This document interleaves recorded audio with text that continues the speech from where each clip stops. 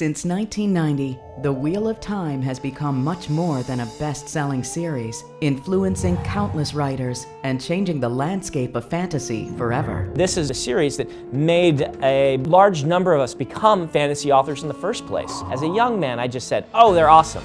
But as an aspiring writer, I tried to break them down and say, what is going on here? I picked up the first one way back in 93, 94. And I took notes and I tried to figure out, it's almost like, trying to break apart the machine that you've seen working and take out all the gears and say, okay, how are these all working together? I did that for The Wheel of Time. Jordan had done a lot of things before he hit Wheel of Time, and so he had a great deal of craft under his belt. I loved how he made you feel like you knew the characters from every word and sentence that came out in their viewpoint. The way that one character views a river is very different from the way another character views a river, which is very different from the way the third one does. And so simple descriptions that he would use when you're seeing through their eyes would bring the characters to life. Almost anyone who's coming out and writing epic or secondary world fantasy, he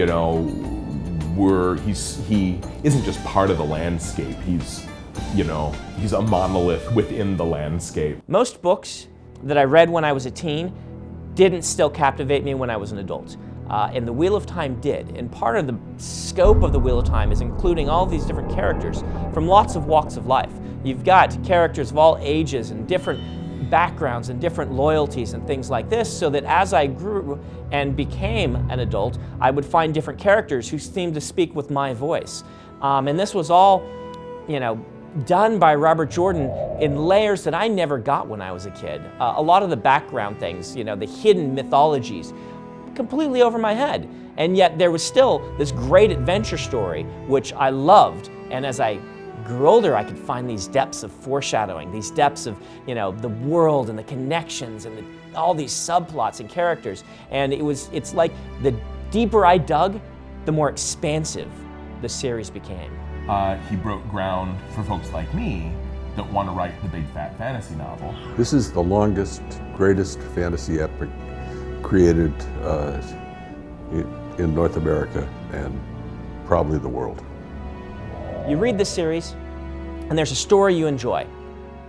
When you put it down, you keep thinking about it because everything was so alive. You keep thinking about it and you want to go talk about it online. You want to go discuss it with your friends. You want to see if they got the same experience you did. And this is because of his level of detail. When I created DragonMount.com, my primary goal was to find other people like me who wanted to talk about the series, but didn't necessarily have a place to go to do that. And to my great surprise, there were a lot of people that wanted to talk about The Wheel of Time. You only do things like that because you're crazy for it.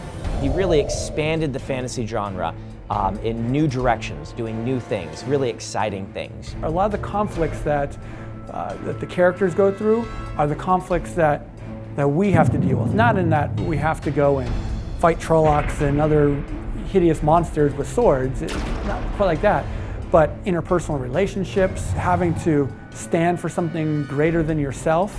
These are things that really resonate in a very real way with people, and that's why it has become something that stood the test of time. It's people, just like you and me, struggling with a lot of the stuff we're struggling with, but it's a lot more fun to read about. As the characters are prone to say, adventures are a lot more fun to have in books than they are in real life.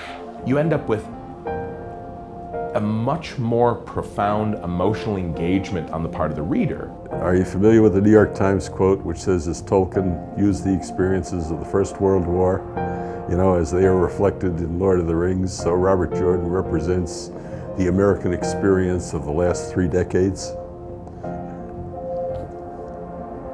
And you don't get quotes like that very often.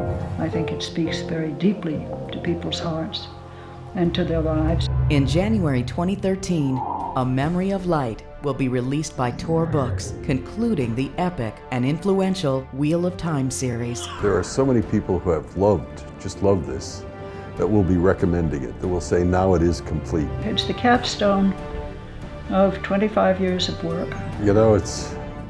I guess what you would call bittersweet. His characters they're my grandchildren, my children.